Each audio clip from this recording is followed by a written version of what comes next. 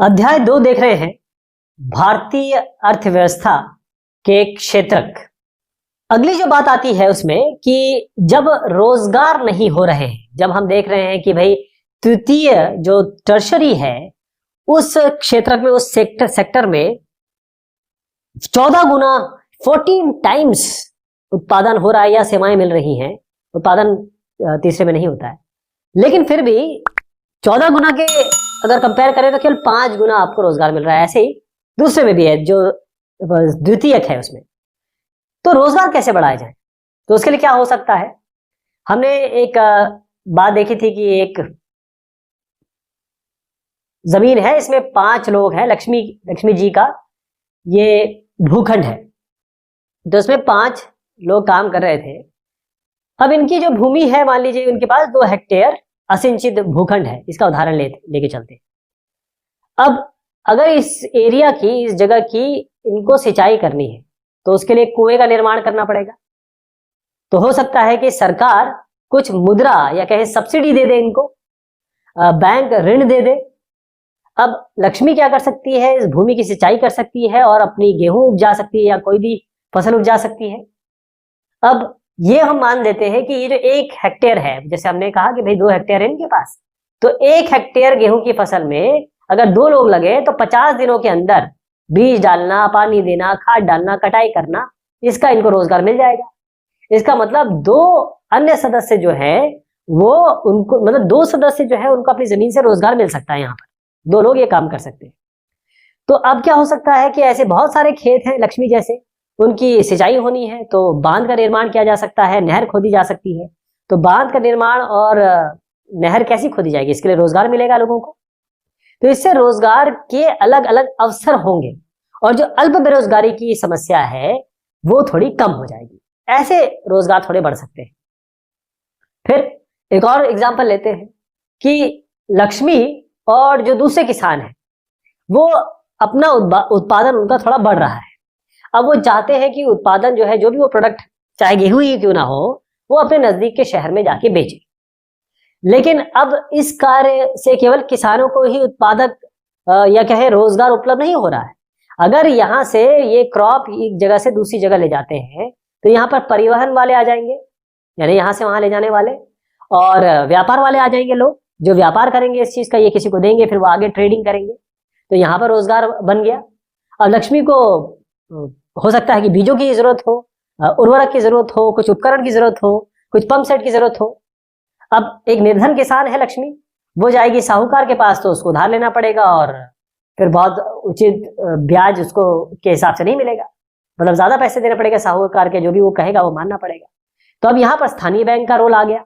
स्थानीय बैंक क्या करेगा, ये अच्छे दर पे लक्ष्मी को और बाकी जो किसान है उनको साख प्रदान कर सकता है, क्रेडिट दे सकता है, लोन दे सकता है।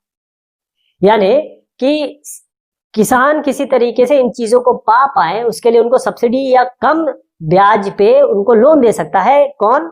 स्थानीय बैंक। और समस्या का समाधान देखिए, जो ग्रामीण क्षेत्रों में जो उद्योग है, सेवाएं हैं, उसको हम उसकी पहचान करें और उनको बढ़ावा दें। जैसे मान लीजिए कोई ऐसी जगह है, अब आप देखें कहीं पे भी अगर ये उत्पादन ज्यादा हो रहा है तो उसका भंडारण करना पड़ेगा। अगर बहुत ज्यादा जो खाद्यान्न पैदा हो रहा है उसका भंडारण करना पड़ेगा, यानी कि उसको हमको स्टोर में रखना पड़ेगा। तो इससे भी कई लोगों को रोजगार का अवसर मिलेगा। ऐसी जगह जहां आलू और प्याज हो रहे हैं वहां पर भंडारण बहुत जरूरी है, और वो चाहे कि चलो थोड़ा सा रख लेते हैं, जब अच्छी कीमत होगी तो इसको बेचेंगे। ऐसे ही अगर अब थोड़ा सा गांव के शहर, जो गांव के करीब जो इलाके हैं या कहें वन क्षेत्र हैं, वहां पर शहद का जो कारोबार है उसके लिए काम किया जा सकता है। तो जो अर्धग्रामीण क्षेत्र है वहां पर जाके उद्योग, जो पूरे तरीके से ग्रामीण नहीं है, पूरी तरीके से शहर नहीं है, वहां पर उद्योग लगाए जा सकते हैं। जैसे आप यहाँ पर एक एग्जाम्पल देखेगा, यहाँ पर गुड़ बनाया जा रहा है। तो इस तरीके के अगर काम किए जाएंगे तो इससे हमें रोजगार मिलेगा। इस तरीके से रोजगार बढ़ सकता है। योजना आयोग, जिसको हम अब नीति आयोग कहते हैं, योजना आयोग का काम ये है कि वो प्लानिंग कमीशन है, बेसिकली प्लान बनाता है, नीतियां बनाता है।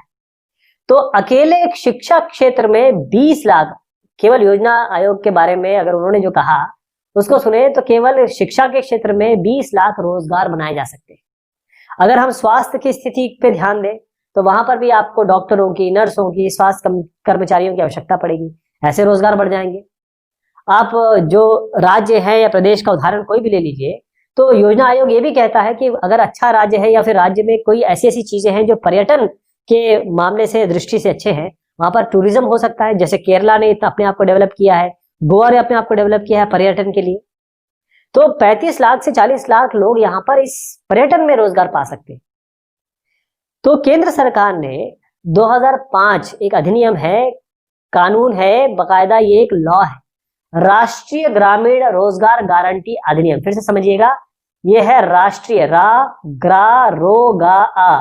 राष्ट्रीय ग्रामीण रोजगार गारंटी योजना, यानी कि अधिनियम है, योजना नहीं अधिनियम है, ध्यान रखिएगा। अधिनियम मतलब होता लॉ है, 2005 का है। इसके अंतर्गत जितने भी सक्षम लोग हैं इसको हम मनरेगा भी कहते हैं। महात्मा गांधी से शुरू होता है, इसलिए मनरेगा, महात्मा गांधी नेशनल ऐसे आता है। फिर उसके बाद आप ये समझिए कि इसमें हुआ क्या। 2005 वाला जो ये लॉ है, इसमें कहा गया कि जितने भी लोग सक्षम हैं, जितने भी लोगों को काम की जरूरत है, सरकार इनको 100 दिन का काम देगी ही देगी, गारंटी है। अगर बाई चांस सरकार ये चाहे कुआं खोदना हो, चाहे नहर बनाना हो, वो काम देगी ही देगी। अगर नहीं दे पाती है सरकार तो उनको बेरोजगारी भत्ता मिलेगा। मतलब अगर ये 100 दिन का उन्हें पैसा मिलेगा अगर सरकार काम नहीं पैदा कर पाती है तो। दो क्षेत्रों की बात मैं करूंगा, एक संगठित क्षेत्र है, एक असंगठित क्षेत्र है। ये भी वर्गीकरण है। वर्गीकरण किस चीज का? ये हमारे क्षेत्रकों का या भारतीय अर्थव्यवस्था का। एक सेक्टर जो बहुत अच्छा दिखता है, वहां पर आपको टेबलें दिखी हैं, वहां पर एक अफसर है, फिर उसके नीचे क्लर्क है, उसके नीचे काम करने वाले हैं, वो एक संगठित क्षेत्र हो गया। असंगठित क्षेत्र मतलब ये होता है कि बस लोग अपना काम कर रहे हैं, वहां कोई प्लानिंग नहीं है, बस अपना रोजी रोटी चला रहे हैं। इसको हम असंगठित क्षेत्र कहते हैं। तो कांता, इसको मैं थोड़ा इस तरह से समझाऊंगा कि यहाँ पर कांता जी है, इनको ध्यान से देखिए।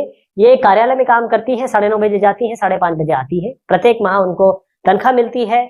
सरकारी नियम के तहत उनको भविष्य निधि यानी कि आगे उनको पैसे मिलेंगे जब वो रिटायर हो जाएंगी, चिकित्सा के पैसे उनको मिलते हैं, बहुत सारे भत्ते भी मिलते हैं। साथ में वो कार्यालय संडे को नहीं जाती हैं, संडे को उनको पैसा भी मिलता है, अवकाश भी मिलता है। एक नियुक्ति पत्र दिया गया जब इन्होंने नौकरी शुरू की, उसमें सारी शर्तें क्लियरली लिखी हुई है। यहाँ पर एक कमल है, ये इनके पड़ोसी हैं। कमल कांता के पड़ोसी हैं, लेकिन वो नजदीकी एक किराना की दुकान में काम करते हैं। सुबह 7:30 बजे जाते हैं, रात के 8, 9 बजे तक लौटते हैं। इनको कोई भत्ता नहीं मिलता। जिस दिन वो काम पे नहीं जाते हैं उस दिन उनको मजदूरी नहीं मिलेगी। कोई ऐसा छुट्टी, कोई अवकाश नहीं है, कोई औपचारिक पत्र तो इन्होंने दिया नहीं है, कभी भी नौकरी से निकाला जा सकता है। कांता और कमल की परिस्थितियों में, रोजगार की परिस्थितियों में अंतर है। ये संगठित क्षेत्र में काम कर रही हैं, ये असंगठित क्षेत्र में काम कर रहे हैं। तो यहाँ पर आपने देखा कांता जी जो है वो संगठित क्षेत्र में काम कर रही हैं, और यहाँ पर वो सारे काम, वो उद्यम, वो इंडस्ट्रीज, वो कार्यस्थान या वर्क प्लेस आते हैं जहाँ पर रोजगार की अवधि बिल्कुल नियमित है। ये टाइम में आएंगे, ये टाइम में जाएंगे, काम लोगों के बाद बिल्कुल प्लान्ड है, सुनिश्चित है। ये सरकार द्वारा पंजीकृत होते हैं, सरकारी नियमों का पालन करते हैं, विनियमों का पूरा पालन करते हैं। इसके अलावा जो कारखाना अधिनियम है, न्यूनतम मजदूरी अधिनियम है, जिसमें एक मिनिमम वेज उनको मिली है, कारखाना अधिनियम जो लेबर लॉज लगते हैं, जो सेवा अनुदान अधिनियम है यानी कि इनको क्या क्या मिलने वाला है, और दुकान और प्रतिष्ठान अधिनियम, जैसे जो दुकान के हिसाब से या फिर कोई प्रतिष्ठान है वहां पर क्या होगा, उसके लिए क्या अधिनियम बनाए गए हैं सरकार ने। ये सारे के सारे क्लियरली मेंशन्ड हैं, इसीलिए ये संगठित क्षेत्र है। हर चीज प्लान्ड है, हर चीज ऑर्गेनाइज है, हर चीज लेड डाउन है, हर चीज लिखी हुई है, हर चीज ये जानते हैं। कमल की बात करें तो ये असंगठित क्षेत्र में है। ये छोटी छोटी बिखरी हुई इकाइयां हैं जो सरकार के नियंत्रण में नहीं है, सरकार के नियंत्रण में बाहर ही होती है। इसमें कोई नियम नहीं, कोई विनियम नहीं, कोई अनुपालन अगर हो भी तो नहीं करते लोग। कम वेतन वाले रोजगार है, पैसा कम मिलता है, रोजगार बिल्कुल सुरक्षित नहीं है। यहाँ पर ये साहब कभी भी इनको निकाल सकते हैं। लेकिन फिर भी ये जो यहाँ पर बहुत सारे लोग हैं, इस असंगठित क्षेत्र में बहुत सारे लोग काम करते हैं। जैसे सड़कों पर खड़े होकर लोग चीजें बेचते हैं। आप बस में जाएंगे, ट्रेन में जाएंगे, लोग आपको चीजें बेचते नजर आ जाते हैं। कोई मरम्मत का काम हो रहा है, वहां पर आप देखिए नियोजन तो हो रहा है, लेकिन ये सब असंगठित क्षेत्र है।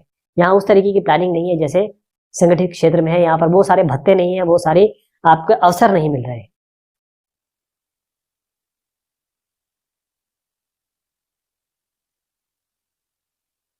तो जैसे मैंने बताया कि बहुत सारे लोग इस असंगठित क्षेत्र, अनऑर्गेनाइज क्षेत्र में काम करते हैं। तो अब ये जो श्रमिक यहाँ काम कर रहे हैं, इनको कभी रोटी, देखिए यहाँ पर एक साहब बैठे हैं, इनका कारखाना बंद हो गया तो बेचारे ये चाय बना रहे हैं या फिर बीड़ी सिगरेट बेच रहे हैं। इसका मतलब ये है कि इनका हाल क्या होगा, कोई कौन देखने वाला है? सरकार देखने वाली है। तो इनका संरक्षण हम कैसे करें? इन लोगों का, जो गरीब लोग हैं, जो ऐसे क्षेत्र में है जहां पर कभी भी उनको निकाला जा सकता है, तनख्वाह कम। तो यहाँ पर संगठित क्षेत्र जो होता है वो तभी यहाँ पर रोजगार है क्योंकि यहाँ पर ज्यादा मांग है। जहां पर मांग होगा वहां रोजगार होगा। लेकिन हो क्या रहा है कि ये संगठित क्षेत्र है, संगठित क्षेत्र, ध्यान रखिएगा, असंगठित क्षेत्र में रोजगार है लेकिन वो उस तरीके का नहीं है जैसे संगठित क्षेत्र में है। तो संगठित क्षेत्र जो होता है, जो ऑर्गेनाइज सेक्टर है, जैसे आपका जो ऑफिस हो गया, गवर्नमेंट ऑफिस हो गए, स्टेट के गवर्नमेंट का ऑफिस हो गए, या फिर टाटा बिरला के टिस्को हो गया, या फिर आप रिलायंस के ऑफिस देख लीजिए, एचडीएफसी देख लीजिए। तो ये सब संगठित क्षेत्र है। तो लेकिन यहाँ पर नौकरियां कम, नौकरी कम है। अब जब नौकरी कम नहीं है, जब कम है तो असंगठित क्षेत्र में लोग काम करेंगे। जहां नौकरियां कम है तो लोगों को रोटी तो चलानी है ना अपनी। तो और कई लोग ऐसे हैं जो संगठित क्षेत्र भी है लेकिन वो काम ऐसे करते हैं जैसे वो असंगठित क्षेत्र है। वो नहीं चाहते कि भाई टैक्स दे, वो नहीं चाहते कि जो सरकार की नीतियां हैं उसका पालन करें। इस कारण से क्या होता है कि जो बहुत सारे श्रमिक है वो असंगठित क्षेत्र में आ जाते हैं, क्योंकि उनका वो वहां पर, जहां पर वो संगठित क्षेत्र समझ के काम कर रहे हैं, वहां उनको कम वेतन मिल रहा है, शोषण भी किया जा रहा है। तो यहां जरूरी है कि ये जो श्रमिकों की बात हो रही है, जो असंगठित क्षेत्र में, अनऑर्गेनाइज क्षेत्र में ऐसे काम करते हैं, उनकी सहायता होनी चाहिए, उनका संरक्षण होना चाहिए, उनके बारे में सोचना चाहिए। और इसमें कौन लोग आते हैं? वो श्रमिक भूमिहीन कृषि श्रमिक है, छोटे छोटे किसान हैं, जो फसल बटाईदार है, जो बटाई पे जिन्होंने फसल ली हुई है, कारीगर हो गया, बुनकर, लोहार, बढ़ई, सुनार, ये सारे के सारे लोग ग्रामीण क्षेत्रों में आ जाते हैं। शहरी क्षेत्रों में अगर आ जाए तो यहाँ पर कौन इस अनऑर्गेनाइज सेक्टर या असंगठित क्षेत्र में आते हैं? वो जो छोटे छोटे उद्योगों में काम करते हैं, निर्माण का काम करते हैं, व्यापार करते हैं, परिवहन में काम करते हैं, सड़क पे खड़े हुए जो विक्रेता हैं, सिर पर जो बोझा ढोते हैं, वस्त्र निर्माण में जो लगे हुए हैं, कपड़ा बनाने में जो लगे हैं, कबाड़ उठाने में जो लगे हैं, कबाड़ी हो गए, या असंगठित क्षेत्र हो गया। अच्छा, इसमें बहुत सारे लोग हैं, इसीलिए हम इनके बारे में बात कर रहे हैं। और ये भी देखिएगा कि जो SC ST OBC है, अनुसूचित जाति जनजाति और पिछड़ी जाति के लोग हैं, वो आपको आमतौर पर असंगठित क्षेत्र यानी कि ऐसी जगह पे काम करते मिलेंगे। यहाँ पर मजदूरी बहुत कम है, श्रम अनियमित है, कभी काम मिल रहा है, कभी काम नहीं मिल रहा है। तो इनको सरकार, या ये कहें हमारे देश की आर्थिक और सामाजिक विकास के लिए सरकार और हम सभी को असंगठित क्षेत्र के जो ये श्रमिक हैं उनको संरक्षण देना, सहायता देना बहुत अनिवार्य हो जाता है। अब दो क्षेत्रों की मैं बात करूंगा, सार्वजनिक और निजी। सार्वजनिक मतलब होता है पब्लिक, जो सरकार के अधीन है। फिर आता है निजी क्षेत्र। निजी क्षेत्र जो होता है वो किसी एक इंडिविजुअल या किसी ग्रुप ऑफ पीपल या किसी द्वारा ओन्ड है। तो सार्वजनिक क्षेत्र ये उन संपत्तियों की बात हो रही है जो जिसके पास जिसकी स्वामित्व सरकार के पास है। तो सरकार सारी अपनी सुविधाएं यहाँ पर उपलब्ध कराती है, सेवाएं उपलब्ध कराती है। और जो निजी क्षेत्र है उसमें एकल यानी एक आदमी या फिर कुछ ग्रुप, कुछ लोगों के हाथ में कंपनी होती है। तो रेलवे और डाकघर ये आपके क्षेत्र ऐसे हो गए जो सार्वजनिक है, पब्लिक है, यानी गवर्नमेंट के। Tata iron and steel company, TISCO जो हो गया, या रिलायंस इंडस्ट्रीज ले लीजिए, ये निजी कंपनियां हैं। ये टाटा द्वारा ओन है, ये रिलायंस जो है अंबानी द्वारा ओन है। तो निजी क्षेत्र की जो गतिविधियां हैं वो मेन ऐसी होती है। जो प्राइवेट सेक्टर है उनका काम यह है कि हमें प्रॉफिट चाहिए और होना भी चाहिए। लेकिन कई ऐसी चीजें हैं जिसकी आवश्यकता समाज को होती है, समाज के सदस्यों को होती है, हमें आपको होती है। वहां पर निजी क्षेत्र अगर आप लाएंगे तो निजी क्षेत्र तो केवल अपना प्रॉफिट देखेगा, वो उस कीमत पे उपलब्ध नहीं करवा सकता, और उसको उपलब्ध करवाना भी नहीं चाहिए क्योंकि उसके पास लोग हैं, उनको तनख्वाह भी देनी है। लेकिन सरकार कर सकती है, सरकार इन सारे व्यय को उठाती है क्योंकि सरकार टैक्स लेती है हम लोगों से और हमारे लिए वो पैसा खर्च कर सकती है। जैसे सड़क सब यूज करते हैं, पुल हो गए, रेलवे या फिर पोर्ट्स हो गए, बिजली, इन सब का निर्माण, बांध का निर्माण, सिंचाई के लिए व्यवस्था, ये सरकार कर सकती है और सरकार को करना चाहिए, सरकार कर रही है। ये सारे सार्वजनिक क्षेत्र में आते हैं। निजी क्षेत्र, जो प्राइवेट सेक्टर की मैं बात करूं, वो तब तक अपना काम नहीं बना सकते या जारी रख सकते, जैसे टाटा की बात कर लूं या फिर मैं अंबानी की बात कर लूं, जब तक सरकार उनको समर्थन नहीं देती है, सरकार उनको प्रोत्साहन नहीं देती। इसका मतलब अगर वो कोई उन्होंने इंडस्ट्री लगाई है और वो बिजली का उपयोग कर रहे हैं, तो जब तक बिजली की लागत सरकार कम ना रखे, वो इंडस्ट्री में बिजली ही इतनी लग जाएगी कि उनको कोई फायदा ही नहीं होगा। तो सरकार उनको सब्सिडी पे कम अमाउंट में बिजली दे दे और सरकार अपने जेब से कुछ अंश वहन कर ले, तो फिर वो जो बड़े बड़े इंडस्ट्रीज या इंडस्ट्रियलिस्ट हैं जो उद्योग लगाते हैं, जिससे बहुत सारे लोगों को रोजगार मिलता है, उनका भी फायदा होगा। तभी तो प्रॉफिट कमाएंगे, तभी तो लोगों को देंगे। इसी हिसाब से सरकार जो है वो गेहूं और चावल और बहुत सारे खाद्यान्न वो खरीदती है, खरीद के वो भंडारण करती है और फिर राशन की दुकानों से, जिसे पब्लिक डिस्ट्रीब्यूशन सिस्टम कहते हैं, वहां से वो उपभोक्ताओं तक, गरीबों तक जो भी चाहते हैं वो न्यूट्रिशियस फूड या फिर कम दामों में उन तक ये पहुंचाती है। तो बहुत सारी ऐसी गतिविधियां हैं जिसमें सरकार जिम्मेदार होती है, जैसे स्वास्थ्य और शिक्षा, ये सरकार की जिम्मेदारी होती है। स्वास्थ्य, हर आदमी का स्वास्थ्य, हर आदमी की शिक्षा, ये किसी भी देश में सरकार की जिम्मेदारी होती है, वो सुविधाएं वो उपलब्ध कराती है, इसलिए ये सार्वजनिक क्षेत्र में आते हैं। इसके अलावा जो मानव विकास के पक्ष है, एक ह्यूमन डेवलपमेंट भी तो होता है, जैसे हमको साफ पानी मिले, जो निर्धन है, जो गरीब है, उनको रहने के लिए जगह मिले, भोजन और पोषण मतलब अच्छा खाना मिले उनको। तो सरकार का यह कर्तव्य बन जाता है कि वो बजट अपना बढ़ाए और जितने गरीब हैं और जितने उपेक्षित हैं, जितने लोग पुअर की कैटेगरी में आते हैं, उनकी देखभाल करें, उनके जीवन के जो स्टैंडर्ड ऑफ लिविंग है या उसका जीवन जो है उनके स्तर को ऊंचा करें, बढ़ाए। तो ये सब हमने जो देखा उसको हमने थोड़ा सा पिरो देता हूं मैं कि हमने जो आर्थिक गतिविधियां देखी उसको हम समूहों में विभाजित कर सकते हैं, प्राथमिक, द्वितीयक, तृतीयक, इसी तरीके से संगठित, असंगठित क्षेत्र, इसी तरीके से सार्वजनिक और निजी। भारत में जो 30 वर्षों का आंकड़ा है उसमें जीडीपी, इसमें सबसे ज्यादा योगदान है ग्रॉस डोमेस्टिक प्रोडक्ट, सकल घरेलू उत्पाद, इसमें तृतीयक यानी तीसरा, जिसमें सर्विसेज होती हैं, उसमें उत्पादित वस्तुएं और सेवाओं का ज्यादा योगदान है। लेकिन रोजगार उतने उस लेवल पे नहीं बढ़ रहे। रोजगारों के अवसरों की वृद्धि कैसे की जाती है ये भी हमने देखा। इसकी तरीके से हम वर्गीकरण संगठित और असंगठित क्षेत्र में भी कर सकते हैं। असंगठित क्षेत्र में या फिर जो अनऑर्गेनाइज सेक्टर में लोग काम करते हैं, उनके लिए संरक्षण बहुत अनिवार्य हो जाता है, गरीब लोग हैं। और सार्वजनिक और निजी क्षेत्र, इसके बीच में हमने अंतर देखा। और जो सार्वजनिक गतिविधियां हैं जिसमें सरकार का ध्यान केंद्रित है, क्या केंद्रित होना चाहिए, उसके बारे में भी हमने बात की। तो ये बात हुई इस चैप्टर भारतीय अर्थव्यवस्था के क्षेत्र की। बहुत शुक्रिया, बहुत मेहरबानी आप सभी की।